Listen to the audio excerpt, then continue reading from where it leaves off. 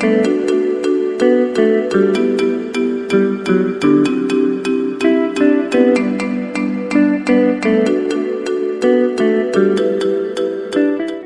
and welcome to BioCode. In this video, we will see how we can use arrays within our R language or R studio.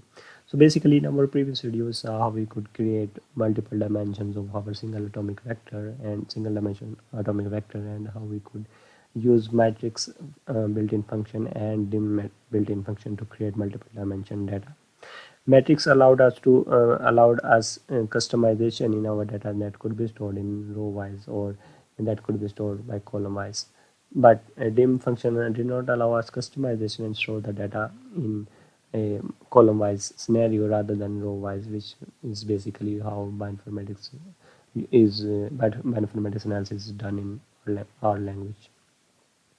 So as you can see, I'm declaring dice variable that is atomic vector, and that has 100 values, and as you can see, the new variable is being declared my array, and within array function that is built in, we have to basically pass out the dice variable that is basically the atomic vector that you need to be converted into an array. Then you have to define the dimensions of that array. So array actually allows us so that we can create multiple dimensions of our data.